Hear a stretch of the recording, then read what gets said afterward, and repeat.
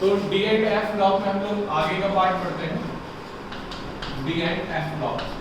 तो बेसिकली हम लोग देख रहे थे सबसे पहले टारगेटेड डी ब्लॉक। तो डी ब्लॉक में हम लोग ने कुछ प्रॉपर्टीज पढ़ ली हैं। कौन कौन सी प्रॉपर्टीज पढ़ ली हैं, जल्दी जल्दी रिवाइज करो। पहला एटॉमिक रेडियस, दूसरा इलेक्ट्रॉनिक कॉन्फ़िगरेशन, ये भी आता है, तीसरा आयनाइजेशन एंथैल्पी और melting point, oxidation, metallic character also. Metallic character lies between S block and P block and oxidation state and magnetic properties, है ना। एंड मैग्नेटिक प्रॉपर्टीज भी हम लोग देख चुके हैं। तो मैग्नेटिक प्रॉपर्टीज जो हमने लास्ट में देखा था, मैग्नेटिक प्रॉपर्टीज किस पर डिपेंड करती हैं? It depends on number of free electrons, number of बोल सकते हो अनपेयर्ड इलेक्ट्रॉन्स। एक सही टर्म है अनपेयर्ड इलेक्ट्रॉन्स। तो जितने ज्यादा अनपेयर्ड इलेक्ट्रॉन्स होंगे उतना ज्यादा मैग्नेटिक प्रॉपर्टीज आएंगी। अब मैग्नेटिक प्रॉपर्टीज में तीन टाइप की मैग्नेटिक प्रॉपर्टीज हम लोग को देखनी थी। कौन कौन सी? पैरामैग्नेटिक, पैरामैग्नेटिक, डायमैग्नेटिक और फेरोमैग्नेटिक, और फेरोमैग्नेटिक। बेसिकली एक फेरीमैग्नेटिक होता है, एक एंटी फेरो और होता है, 5 होती हैं, पैरा, डाया, फेरो, फेरी और एंटी फेरी। क्लियर? तो पैरामैग्नेटिक क्या होगी? पैरामैग्नेटिक्स क्या होते हैं? पैरामैग्नेटिक सब्सटेंस, अनपेयर्ड इलेक्ट्रॉन्स तो होते ही हैं। मैग्नेटिक प्रॉपर्टीज तभी आएगी जब इलेक्ट्रॉन्स हमारा अनपेयर्ड होगा। तो पैरामैग्नेटिक कैसे बोलोगे आप? कैसे होते हैं पैरामैग्नेटिक? फिजिक्स में पढ़ा होगा आप लोगों ने। पैरामैग्नेटिक सब्सटेंस क्या होते हैं? जिसमें मैग्नेटिक कैरेक्टर होता है, केवल होता है, that is called paramagnetic. Magnetic character थोड़ा होता है, उसको हम क्या बोल देंगे? पैरामैग्नेटिक। पैरामैग्नेटिक सब्सटेंस बनाए भी जाते हैं, पता है, आर्टिफिशियली। पैरामैग्नेटिक सब्सटेंस बनाए भी जाते हैं आर्टिफिशियली। क्लियर? लेकिन फेरोमैग्नेटिक सब्सटेंस ओरिजिनेट होते हैं, ठीक है। जैसे हम मैग्नेट की बात कर लें, प्रॉपर मैग्नेट, तो फेरोमैग्नेटिक में आ जाएगा, क्योंकि उसकी स्ट्रॉन्ग मैग्नेटिक फील्ड्स होती हैं। उसकी क्या होगी? Strong magnetic fields. तो जब स्ट्रॉन्ग मैग्नेटिक कैरेक्टर होगा तो उसको बोल देते हैं हम फेरोमैग्नेटिक सब्सटेंस। क्लियर? देखो, इसको हम इस तरीके से समझ सकते हैं, ये हमारा कुछ मटेरियल है, ठीक है, इसमें हमारे डोमेन है। क्या है? डोमेन, डोमेन बने हुए हैं, ठीक है। अगर इलेक्ट्रॉन सारे एक ही डायरेक्शन में ओरिएंट करेंगे, एक ही डायरेक्शन में क्या करेंगे? ओरिएंटेड रहेंगे, ठीक है, एक ही डायरेक्शन में मूवमेंट हो रहा है, तो ये हमारा एक स्ट्रॉन्ग फेरोमैग्नेटिक बन जाएगा। क्या बन जाएगा? ये फेरोमैग्नेटिक का है। क्लियर है ना? मतलब एक ही डायरेक्शन में अगर आ रही है मैग्नेटिक फील्ड लाइंस, तो ये हमारा क्या हो जाएगा? Ferromagnetic substance. क्या हो जाएगा? फेरोमैग्नेटिक। अगर एक ऊपर एक नीचे, मतलब जस्ट अपोजिट आ रहा है, ठीक है, ये एंटी हो जाता है, एंटी फेरो। क्या हो जाती है? Anti ferro. ये फेरो हो जाती है, ये एंटी फेरो हो जाती है। क्लियर? समझ में आने का? डायामैग्नेटिक में कैंसिल आउट है। डायामैग्नेटिक में पेयर्ड इलेक्ट्रॉन्स, ठीक है। डायामैग्नेटिक क्या है? Paired electrons. यहाँ पर हम पेयर्ड इलेक्ट्रॉन नहीं देखते हैं, ठीक है। ऑर्बिटल्स में हम देखते हैं पैरा और डाया।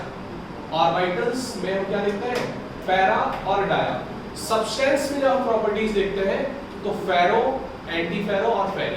फेरी क्या होगा देखना जरा। फेरी इस तरीके से होगा कि अगर कुछ ना कुछ अगर रिजल्टेंट हम निकालेंगे तो वो एक डायरेक्शन में कुछ रिजल्टेंट आएगा। मतलब दो देखो, ऊपर है, एक नीचे, दो ऊपर, एक नीचे, दो ऊपर, एक नीचे। तो यहाँ पर क्या आ रहा है? ये फेरी। क्या आ रहा है? फेरी। ये क्या हो गया? Anti ferro. क्या हो गया? ये एंटी फेरो। तो ये क्या हो गया? फेरो। तो ये क्या हो गई? स्ट्रॉन्ग। ये कट हो गई है, जीरो, लाइक डाया। और ये क्या होगी? फेरी। ये क्या होगी? फेरी। ये है प्योर मैग्नेटिक सब्सटेंस, जिसको हम मतलब सब्सटेंस है जिसमें हम मैग्नेटिक प्रॉपर्टीज देखते हैं। इतनी बात क्लियर है? ये सॉलिड स्टेट में पड़ी हुई है आप लोगों ने। सॉलिड स्टेट में दिया गया है लास्ट में, मैंने बताया भी जब सॉलिड स्टेट पढ़ाई है आप लोगों को, याद है? कुछ याद नहीं है। एनसीईआरटी जरा पलट कर देख लेना, एनसीईआरटी पलट कर देख लेना। तो जब हम बात करते हैं पैरामैग्नेटिक सब्सटेंस की, तो जब पैरामैग्नेटिक एक स्ट्रॉन्ग में आ जाता है तो उसको हम बोल देते हैं फेरो। पैरामैग्नेटिक जब स्ट्रॉन्ग में आ जाता है अपनी हाई पीक पे, तो हम क्या बोलते हैं उसको, फेरोमैग्नेटिक सब्सटेंस। इतनी बात क्लियर है? कोई दिक्कत? कितना बता सकते हो? सॉलिड स्टेट से कट चुका है ये शायद पार्ट, मैग्नेटिक पार्ट कट चुका है, ठीक है। अब डायामैग्नेटिक क्या होंगे? आपको सिंपल आंसर आएगा कि अगर अनपेयर्ड इलेक्ट्रॉन्स, मैंने बोला कि Fe3+, ठीक है, मैंने बोला वेनेडियम 2+, मैंने बोला मैग्नीज 5+। अब इन सभी में सबसे ज्यादा मैग्नेटिक प्रॉपर्टी किसमें है? जल्दी बताओ। मैग्नेटिक प्रॉपर्टीज इस सभी में किसमें ज्यादा है? ऑर्डर वाइज बताओ, डिक्रीजिंग ऑर्डर। हमने Fe3+ किया, Fe3+ में 5 अनपेयर्ड इलेक्ट्रॉन है, मतलब ये आएगा D5। क्या आएगा ये? D5। Vanadium 2+, scandium titanium vanadium, ये क्या हो गया? 3D, scandium titanium vanadium 3D3, है ना। ये मैग्नीज 5+, मतलब क्या हो गया? ये 3D 2।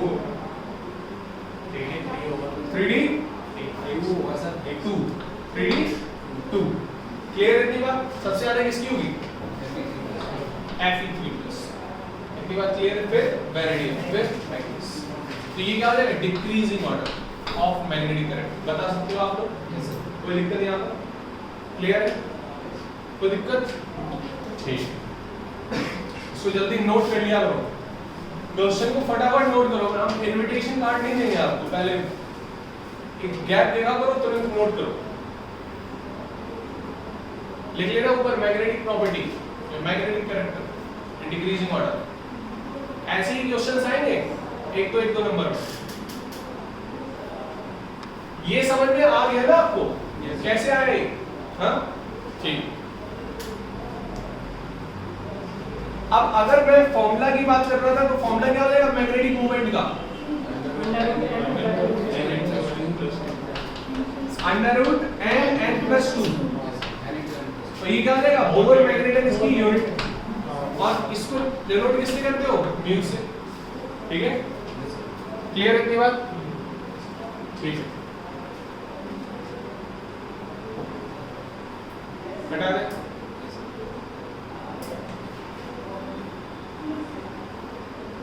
हटा दे। तो सर जितना ज्यादा अनपेयर्ड इलेक्ट्रॉन्स होंगे, बिल्कुल उतना ज्यादा मैग्नेटिक मूवमेंट होगा, उतना ज्यादा मैग्नेटिक कैरेक्टर होगा, ठीक है। एक क्वेश्चन लिखो जल्दी, एक क्वेश्चन लिखो जल्दी। In which of the following species not diamagnetic, not diamagnetic, not diamagnetic, not diamagnetic,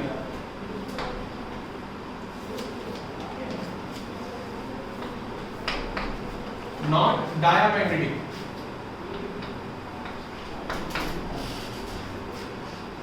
not diamagnetic।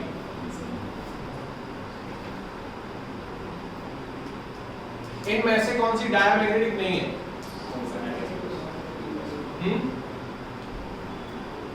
कौन सी डायमैग्नेटिक नहीं है? कौन सी डायमैग्नेटिक नहीं है? पेयर्ड इलेक्ट्रॉन्स किसमें है? अच्छा, एक तो जिंक में है, जिंक का, हाँ जिंक में है, डायमैग्नेटिक नहीं है मैंने बोला। which is not diamagnetic। Iron होगा और स्कैंडियम होगा। आयरन स्कैंडियम भी होगा। देखो इसका कितना था होता है स्कैंडियम का 4s2 3d1, तीनों इलेक्ट्रॉन मैंने निकाल दिए, 3+ कर दिया मैंने, क्या आ गया ये 0 0, ठीक है। पेयर्ड इलेक्ट्रॉन डायमैग्नेटिक होगा, जिंक डायमैग्नेटिक होता है।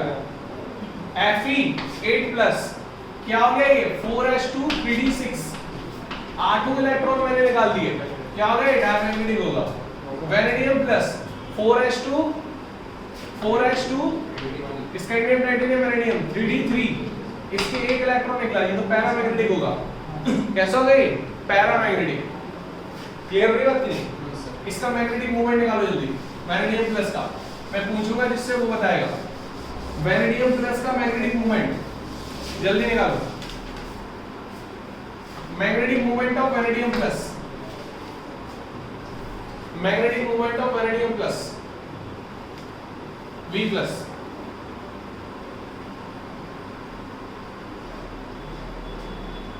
Magnetic moment of vanadium plus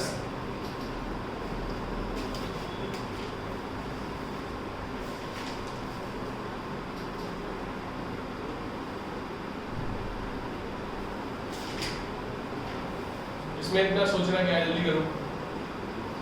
हो गया? कितना निकला? Under root 24। इधर देखो, ये देखो 4 इलेक्ट्रॉन बचेंगे इसके। देखो इसका इलेक्ट्रॉनिक कॉन्फ़िगरेशन 4s2 3d3। एक इलेक्ट्रॉन निकलेगा तो आउटर मोस्ट से निकलेगा, ठीक है? तो ये क्या हो गया? 4s1, ये भी अनपेयर्ड, ये भी अनपेयर्ड। कितने हो गए? 4 अनपेयर्ड इलेक्ट्रॉन। 4 प्लस 2 कितना हो गया? 6 हो जा 24 root 24। Bohr magneton, Bohr magneton. Clear की बात? कोई दिक्कत आ गया सभी को?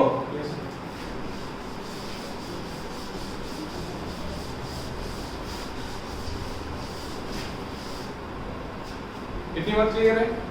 मैग्नेटिक प्रॉपर्टी क्लियर है? यहां आता है colour formation. Colour formation of transition metals. Transition metals के जो कंपाउंड्स होते हैं वो कलर फॉर्म करते हैं, ठीक है? क्या रीजन दोगे इसका? अगर क्वेश्चन आ गया why transition elements form colour compounds, because D transition, ये बोल सकते हो, ठीक है? थोड़ा और बता सकते हो? जब तक अगर 3-4 लाइन में लिखना हो तो 3D elements show color compounds when they have unpaired electrons, so that when light rays fall on them they show D transitions. देखो इसमें आप ये बोल सकते हो डी ब्लॉक या स्पेशली बोल सकते हो डी ब्लॉक और transition elements. Transition elements have more number of unpaired electron, more number of unpaired electrons, clear? More number of unpaired electrons, due to which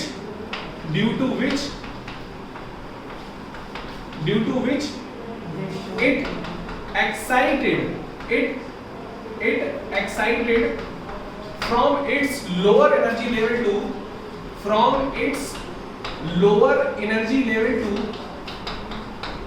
to higher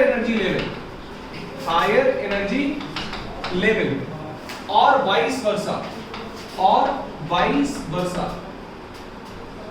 clear? वापस भी आएंगे वो and get reversed भी बोल सकते हो, and get reversed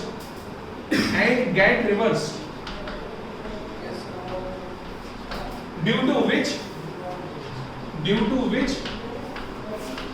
it release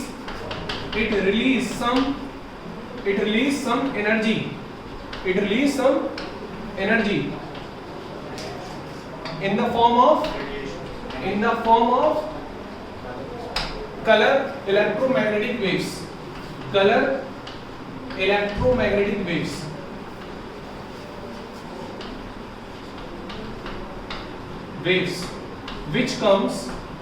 which comes our देखने की रेंज को क्या बोलोगे? which comes our visible range, which comes between visible range। Clear है बात? तो ये आपको ना वर्ड्स देखने पड़ेंगे और ये तब देख सकते हो जब आप पढ़ोगे। ये लाइन आपको लिखनी पड़ेगी, ये नहीं बोलोगे आप डी ट्रांजिशन अकेला उसमें निपटा दोगे, ऐसा नहीं बोलोगे। क्लियर है ना बात? समझ में आ रही बात नहीं? तब आपको मार्क्स मिलेंगे, अगर आप ये लिखोगे तब मिलेंगे आपको मार्क्स। समझ में आ रही बात की नहीं? स्क्रीनशॉट ले लो, डाल दो, फोटो ले लो, फोटो।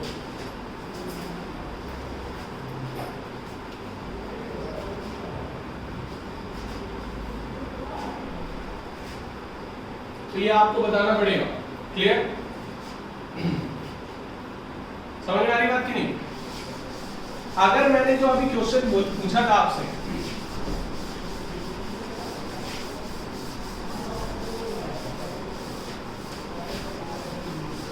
अभी मैंने आपसे क्वेश्चन पूछा था, कौन सा पूछा था? स्कैंडियम 3+ जिंक और मैंने बोल दिया वेनेडियम प्लस। इन तीनों में से कौन सा कलर कंपाउंड बनाएगा? इन तीनों में कौन सा कलर कंपाउंड बनाएगा? जल्दी बताओ। वेनेडियम प्लस, क्योंकि ये हमारे क्या है? डायामैग्नेटिक। ये हमारे क्या है? डायामैग्नेटिक, पेयर्ड इलेक्ट्रॉन्स है, इसमें ट्रांजिशन नहीं होगा क्योंकि ये तो डी ब्लॉक में इलेक्ट्रॉन्स है नहीं, ये ट्रांजिशन करते नहीं है, और ये है तो ये करेगा, ये कलर कंपाउंड्स बनाएगा। क्लियर हुई बात कि नहीं? तो लिख सकते हो डायामैग्नेटिक कंपाउंड्स या diamagnetic substance are colorless, clear? In given following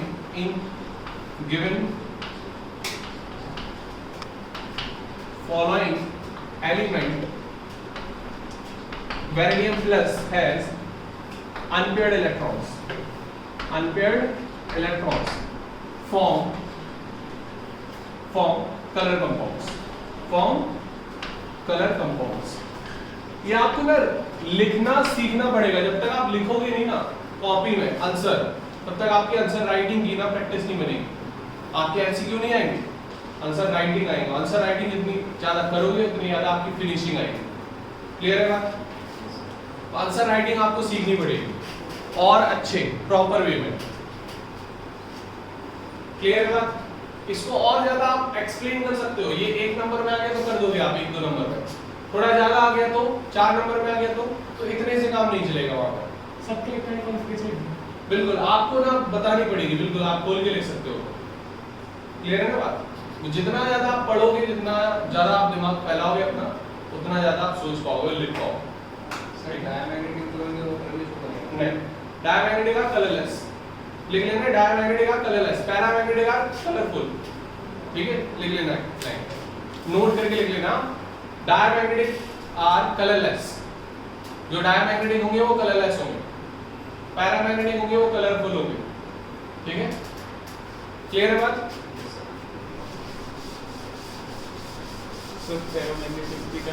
नहीं, पैरामैग्नेटिक की यहाँ बात ही नहीं है। यहाँ वो तो हमने एक्स्ट्रा नॉलेज के लिए यहाँ बता दिया। पैरामैग्नेटिक की यहाँ कोई बात नहीं है, केवल पैरा और डाया देखना है हमको। पैरा होंगे तो कलर होंगे, डाया होंगे तो कलरलेस होंगे, दैट्स इट। क्लियर है बात? कोई दिक्कत यहाँ पर? तो कलर कंपाउंड्स हो चुके हैं, कलर फॉर्मेशन बता सकते हो आप लोग, एक्सप्लेनेशन दे सकते हो कि why transition metals are form colour compounds, बता सकते हो ये आप। क्लियर? ठीक है, डीडी ट्रांजिशन भी आप एक पॉइंट डाल सकते हो, लेकिन आपको एक लाइन में आंसर नहीं देना कि ओनली डीडी ट्रांजिशन हो। ठीक है, वहां और थोड़ा एक्सप्लेनेशन आपको देना। ठीक है, नेक्स्ट प्रॉपर्टी हमारी क्या है? नेक्स्ट प्रॉपर्टी हम देख सकते हैं, तो इसमें कलर भी पूछते हैं। हाँ कलर पूछते हैं। कलर की हेडिंग होगी आपका, कलर कंपाउंड्स की हेडिंग होगी, है ना? कलर कंपाउंड्स की हेडिंग होगी। अब एक क्वेश्चन आता है, कैटालिटिक प्रॉपर्टी शो करना है। नेक्स्ट प्रॉपर्टी है कैटालिटिक प्रॉपर्टी। तो कैटालिटिक प्रॉपर्टीज, डी ब्लॉक के एलिमेंट्स कैटालिटिक या कैटलिस्ट क्यों होते हैं जनरली, या मोस्टली बोल सकते हो कि डी ब्लॉक के एलिमेंट्स हमारे मोस्टली क्या होते हैं? कैटलिस्ट होते हैं। ठीक है, क्यों होते हैं? रीजन क्या होगा? What is the reason? सबसे पहले ये बताओ, व्हाट इज कैटलिस्ट? कैटलिस्ट क्या होता है? that can alter the rate of reaction। तो जो रिएक्शन की एक्टिवेशन एनर्जी को दूर करता है। बिल्कुल, ये एक सही लॉजिकल आंसर है। एक्टिवेशन एनर्जी को कम करता है बेसिकली, है ना? एक्टिवेशन एनर्जी पता है? नहीं पता? इधर देखो, ये हमारा जैसे ग्राफ, ठीक है, इधर देखो, यहाँ पर ये रिएक्टेंट की एनर्जी है, ठीक है, ये रिएक्टेंट की एनर्जी है, और ये यहाँ पर प्रोडक्ट की एनर्जी। प्रोडक्ट की एनर्जी ऊपर नहीं आएगी, प्रोडक्ट की एनर्जी रिएक्टेंट से नीचे आएगी अगर स्टेबल प्रोडक्ट बनाना है तो। ठीक है, ऊपर भी आ सकती है लेकिन नीचे आएगी अगर स्टेबल प्रोडक्ट बन रहा है तो। ये रिएक्टेंट है, ये प्रोडक्ट है। ठीक है, यहाँ पर ये वाली जो एनर्जी है, ये ट्रांजिशन स्टेट में जो ले जाती है, ये वाली जो एनर्जी है, that is called EA, that is called activation energy, that is called activation energy. Catalyst डालते ही ये क्या कर देगा, ये यहां कर देगा, ये क्या कर देगा, यहां कर देगा, तो एक्टिवेशन एनर्जी क्या होगी, कम। एक्टिवेशन एनर्जी क्या कर दी इसने, कम। अब हमको पहले चढ़ाई करके जाना पड़ता था, अब हम जल्दी जल्दी जाने लगे, तो यहां पर क्या हो गया, रेट बढ़ गया, रेट बढ़ गया, एक्टिवेशन एनर्जी कम तो रेट बढ़ गया। रिएक्शन बढ़ गया। क्लियर हो गई बात नहीं, समझ में आई बात, तो ये बना लो जल्दी फटाफट। तो कैटलिस्ट लिख सकते हो, एक लॉजिकल आपको आंसर देना है। देखो आंसर सभी लोग दे सकते हैं, ठीक है, आंसर सभी लोग दे सकते हैं, लेकिन सही वे में सही आंसर देना इज अ डिफरेंट थिंग। लिख लो इसमें, catalyst decrease the activation energy during a reaction. Catalyst decrease the activation energy during a reaction. Figure बना लेना जल्दी, फिगर बना लो इसको, समझ में आ रही बात, क्लियर है ना कॉन्सेप्ट। इसको डॉट डॉट करके बना लेना, यहाँ पर ये एक्टिवेशन एनर्जी कम होगी। पहले एक्टिवेशन एनर्जी क्या थी, कुछ थी, अब देखो ये एक्टिवेशन एनर्जी डैश कर देना। तो पहले एक्टिवेशन एनर्जी क्या थी, नॉर्मल रूट पे, हमने कैटलिस्ट डाल दिया, कैटलिस्ट डाल दिया, कैटलिस्ट डाल दिया, तो क्या हो जाएगा, एक्टिवेशन एनर्जी क्या हुई, ई डैश ए, क्या हुई, ई डैश ए, और ई डैश ए क्या हुई, लेस देन ई ए, लेस देन ई ए। कब, जब कैटलिस्ट मैंने डाल दिया, ई ए कम हो गई ई ए से। क्लियर, क्लियर है बात।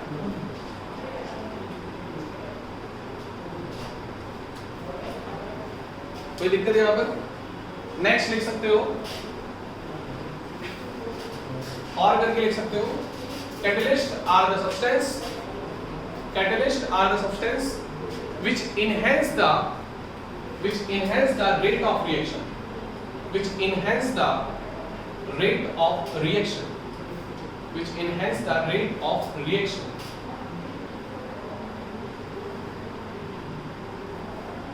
Clear है इतनी बात? इतनी बात clear है? Which enhance the rate of reaction without involving in the reaction, without involving in the reaction. Involve नहीं होते ये reaction में. Clear हो रही बात नहीं? क्लियर हुई बात?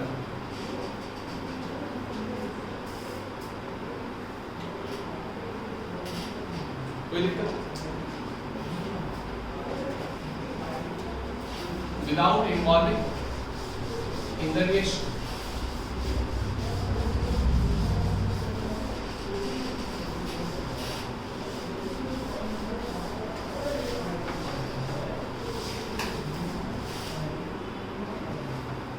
इतनी बात क्लियर है, कॉन्सेप्ट क्लियर है यहाँ पर, कैटलिस्ट बता सकते हो, समझा सकते हो।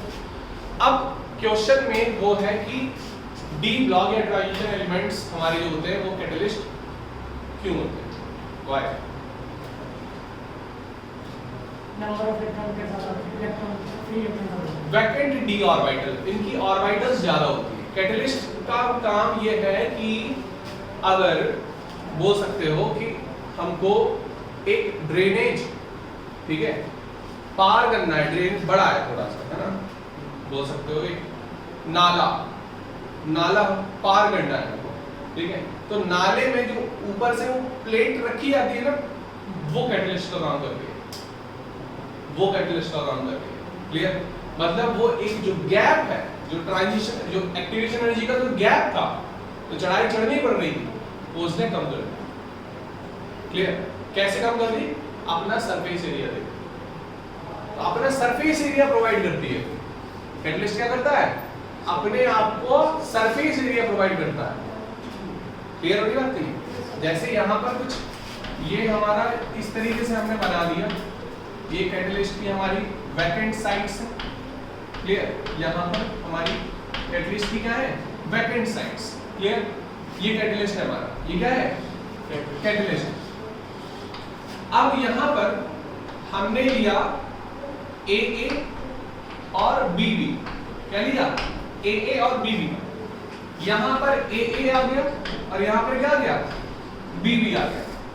क्लियर हो गई बात की? AA और BB यहां पर आते ही इन दोनों ने इनकी दोस्ती करा दी। क्लियर हो गई बात की?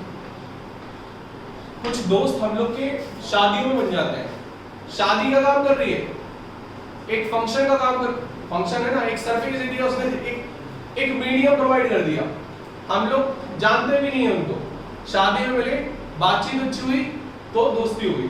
तो ये एक फंक्शन मान लो, शादी है, यहाँ पर ये लोग मिले, ठीक है, ये ए थे, आप दोनों दोस्त गए, आप दोनों दोस्त गए, और आप दोनों की जो दोस्ती है, आप ए हो, ये बी बी है, ठीक है, आप दोनों की दोस्ती है वो टूट गई, ए बी की दोस्ती बन गई ज्यादा अच्छी, आपकी और इनकी बन गई, दूसरे की दूसरी से बन गई। तो यहाँ पर ये वाली दोस्ती बन गई, ये वाली दोस्ती ज्यादा स्टेबल, तो ये क्या हो गया, ए बी बन गया, ये क्या बन गया, ये ए बी बन गया। समझ में आ रही बात नहीं? तो कैटलिस्ट ये मतलब एक अपना एरिया प्रोवाइड करवाता है, क्या करवाता है, एरिया। क्लियर है बात नहीं? वो एरिया कब प्रोवाइड करवा पाएगा, जब उसके पास एरिया होगा। वो एरिया किसके पास होता है, जिनकी वैकेंट ऑर्बिटल है, तो वैकेंट ऑर्बिटल किनकी है, डी ब्लॉक। एस ब्लॉक की क्यों नहीं होते हैं कैटलिस्ट, क्योंकि एक ही ऑर्बिटल है, वो खुद का गुजर बसर चला रहे हैं जैसे तैसे, तो क्या ही कैटलिस्ट का, खुद को पहले संभाल लें। समझ में आ रही बात की नहीं? तो डी ब्लॉक एलिमेंट्स हमारे एक अच्छे कैटलिस्ट के तरीके से उभर कर आते हैं, क्यों, because it have vacant D orbitals. Clear, क्या है वैकेंट डी ऑर्बिटल्स, समझ आ रही बात नहीं? Number of vacant D orbitals. Clear, तो इस तरीके से जल्दी बना लो इसकी मैकेनिज्म, इस तरीके से काम करना है। T element, T block element से कैटलिस्ट। हाँ डी ब्लॉक की बात कर रहे हैं सर, टी ब्लॉक के भी तो कर सकते हैं। पी ब्लॉक के नहीं करेंगे इतना, पी ब्लॉक के भरे हुए होते हैं,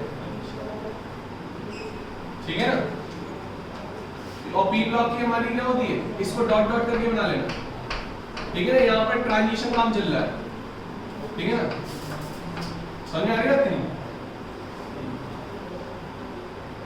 तो जब भी शादी में जाओगे आप लोग तो ये कैटलिस्ट याद आ जाएगा, है ना, ठीक आएगा।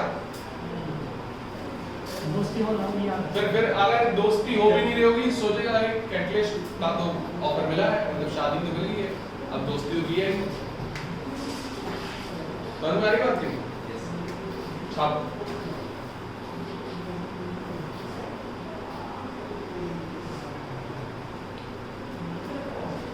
हटा दे, रीजन ले सकते हो ना, आंसर ले सकते हो ना, आधा पेज छोड़ देना इसके लिए, आंसर ट्राई करना इसका सही लैंग्वेज में, नहीं होगा तो भेज देंगे, तो छापने में घुमाएगा आप लोग, भेज देंगे। इतनी बात क्लियर हो रही, समझ में आ गया कैटलिस्ट क्या होता है, कैटलिस्ट काम कैसे करता है, और why D block elements are catalyst. Examples क्या है, आयरन किसमें यूज होता है, हैवर्स प्रोसेस, किसमें यूज होता है, हैवर्स प्रोसेस। दूसरा निकेल किसमें होता है, निकेल, प्लेटिनम, पैलेडियम, इसमें हाइड्रोजनेशन, किसमें होता है, हाइड्रोजनेशन, और जल्दी पीसीसी K2CR2O7 K2CR2O7 किसमें यूज होता है, ऑक्सीडेशन, ऑक्सीडेशन, और B2O5 किसमें यूज होता है, contact process, very good, contact process. Clear हो रही बात नहीं? तो ये आपको पता होना चाहिए, कुछ एग्जांपल्स भी आपको आने चाहिए, आप आधा पेज छोड़ना उसके बाद एग्जांपल्स लीजिए। क्लियर? तो आपको प्रॉपर वे में आंसर राइटिंग अब सीखनी है, अगर मार्क्स आपको अच्छे चाहिए, नॉलेज केवल मायने नहीं रहेगी। क्लियर हो गया? आंसर्स राइटिंग आपकी अच्छी आनी चाहिए, खासकर बायो वाले ज्यादा ध्यान दें, नहीं तो ना कटवाओगे आप। आंसर राइटिंग आप लोगों की ज्यादा अच्छी होनी चाहिए, क्योंकि बायो में वही चलता है, यानी डॉक्टर बनने वाले हैं तो राइटिंग बिगाड़ के रखो, ऐसा मत करना, क्योंकि फिर आप ही लोगों की वजह से बहुत मरीज मर ही जाते हैं।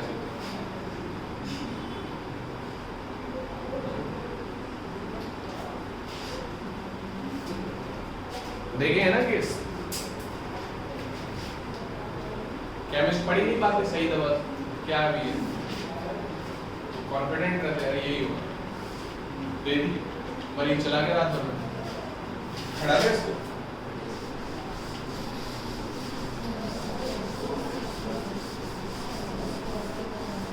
हंसो मत, हम लोग के साथ भी हो सकता है ऐसा, ऐसे डॉक्टर मिल गए हम लोगों को। क्लियर, इतनी बात क्लियर है। नेक्स्ट हम देखेंगे एलॉय फॉर्मेशन। नेक्स्ट प्रॉपर्टी हम लोग की alloy formation. Alloy formation, D block के एलिमेंट्स एलॉय बनाते हैं।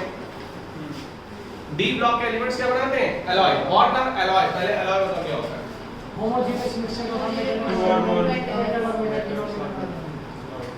क्या? homogeneous mixture of homogeneous mixture of two or more metals two or more metals और नॉन मेटल्स। metals. ठीक है, होमोजेनियस मिक्सचर। सॉल्यूशन क्या है? सॉल्यूशन क्या है? होमोजेनियस मिक्सचर का सॉल्यूशन भी क्या है? होमोजेनियस। ये याद रखना, सॉल्यूशन क्या है? Homogeneous mixture. वो लोग इस सन्नाटे में पहुंच जाओ। ठीक, तो होमोजेनियस मिक्सचर होता है हमारा alloy of to or more metals. Main question ये आता है ये बनाते क्यों हैं? ये तो डेफिनेशन हो गई एलॉय होते क्या है, बनाते क्यों हैं? melting point high property किससे होती है? हाँ। कुछ और हाँ? मजबूती लाने के लिए। मजबूती नहीं तो क्वेश्चन ये है कि ये क्यों बनाते हैं, डी ब्लॉक के एलिमेंट्स क्यों बनाते हैं। अच्छा, मतलब हम ये नहीं बोल रहे कि एलॉय क्यों बनाते हैं मधु, हम ये बोल रहे हैं कि डी ब्लॉक के एलिमेंट्स क्यों बनाते हैं। एलॉय बनाते हैं वो तो हम लोग को पता है कि एलॉय क्यों बनाना पड़ा, वो वही कूदे जहाँ नहीं कूद रहा, वही कूदे जहाँ नहीं कूद रहा, वैकेंट ऑर्बिटल नहीं है। देखो ट्रांजिशन मेटल्स तुम देखोगे एस और पी ब्लॉक के बीच में आता है, इनके जो साइज का फैक्टर है, इनका साइज लमसम बराबर होता है, ज्यादा बड़ा घटा नहीं होता कि कोई इतना बड़ा हो गया कोई इतना बड़ा हो गया, ऐसा नहीं होता, लगभग सिमिलर साइज के होते हैं। मैं यंग है तो यंग है पूरे सारे, है ना, जैसे हम लोग इंडियन बोलते हैं कि यहाँ यंगेस्ट लोग ज्यादा है, क्लियर, इस तरीके से हम बोल सकते हैं कि ये हमारे यंगेस्ट एलिमेंट्स हैं, यंगेस्ट एलिमेंट्स, क्लियर। तो इनकी जो साइजेस हैं वो सिमिलर है लगभग। तो एलॉय तब बनते हैं जब इनकी दोस्ती अच्छी हो, तो दोस्ती उनके बीच में होती है जो सेम लगभग साइज के। पॉइंट क्या दोगे एलॉय का? Because they are similar in size, not same, similar in size. Words का ध्यान रखना, इक्विवेलेंट और इक्वल में भी अंतर होता है ना, तो similar, they are similar in size, clear हो गई बात? So they form alloy, so they form alloy, इनकी बॉन्डिंग अच्छी हो जाती है, तभी सर होमोजेनियस मिक्सचर हो, तभी होमोजेनियस, तभी तो अब एक बहुत बड़ा साइज एक छोटा हेटेरोजेनियस नेचर आ जाएगा वहां पर, क्लियर हो गई बात? नहीं, हेटेरोजेनियस नेचर आ जाएगा, तो लिख सकते हो यहाँ पर because they are similar in size so they form alloys, तो ये एलॉयज बनाते हैं। इतनी बात क्लियर हो रही कि नहीं हो रही? कर सकते हो ना आप लोग, कोई दिक्कत? लिख लेना, इसमें भी 6-7 5-6 लाइन छोड़ देना, 2-3 लाइन का आंसर है, पूछेंगे वो तो आप लोग बता दोगे कि नहीं? एग्जाम्पल्स, स्टील और ब्रॉन्ज, ब्रास, ब्रास, ब्रॉस की ब्रॉस, और कोबाल्ट निकल के साथ कर सकते हो, हाँ, है ना, जिंक अमलगम कर सकते हो, zinc amalgam is an alloy, is an alloy. अच्छा, जिंक अमलगम में सॉल्यूट क्या है, सॉल्वेंट क्या है? जिंक जिंक सॉल्वेंट है, सॉल्यूट, ये सॉलिड है, ये लिक्विड है, जिंक सॉल्वेंट है और बताया था आपने क्या? हाँ, बिल्कुल बताया था, बिल्कुल बताया था। देखो देखो, मरकरी हमारे यहाँ पर क्या है, सॉल्यूट है, मरकरी क्या है यहाँ पर, सॉल्यूट है, ये नहीं लिक्विड देगा और फैल गए तुरंत बोल दिया सॉल्वेंट है, ठीक है, तो यहाँ पर ये सॉल्यूट है, क्लियर है बात? तो रीजन मत पूछो, बिकॉज देखो सॉल्यूट सॉल्वेंट को हम कैसे डिफर करते हैं, सॉल्यूट क्या होते हैं, सॉल्वेंट्स क्या होते हैं? जो ज्यादा कंसंट्रेशन हो not concentration, fifth number of moles, अच्छा not amounts of substance. Amount of substance में तुम वो अपनी मोटी बुद्धि यूज करोगे, अमाउंट ज्यादा है, पानी ज्यादा तो ज्यादा नहीं। अमाउंट ऑफ सब्सटेंस की यूनिट होती है मोल। तो नंबर ऑफ मोल जिसके ज्यादा है वो हमारा एज अ सॉल्वेंट यूज होगा, जिसके कम है वो सॉल्यूट होगा। तो यहाँ पर इसके कम होते हैं मोल्स, ठीक है। Given mass upon molecular mass करोगे तो इसका ज्यादा निकलता है, तो इसके मोल कम होंगे, तो क्या हो गया सॉल्यूट, यहाँ पर ये सॉल्वेंट। सॉल्वेंट क्लियर हुई बात कि नहीं? समझ में आ रही बात कि नहीं? ठीक है, हटा के ओके। नेक्स्ट है interstitial compounds. Interstitial compounds last point है ये, interstitial compounds. D block elements form interstitial compounds. D block elements interstitial compounds बनाते हैं। पहले ये बता इंटरस्टिशियल कंपाउंड्स क्या होते हैं?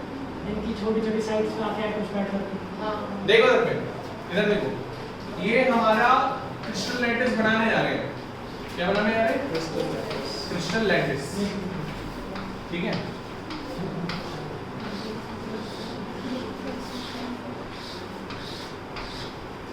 ये हमारा क्रिस्टल लैटिस,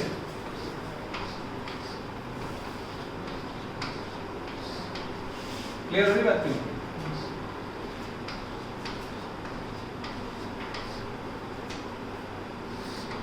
ठीक है, ये हमारा क्रिस्टल लैटिस है। मान लो इसको ऐसा बन गया, बेकार था लेकिन मान लो, ठीक है।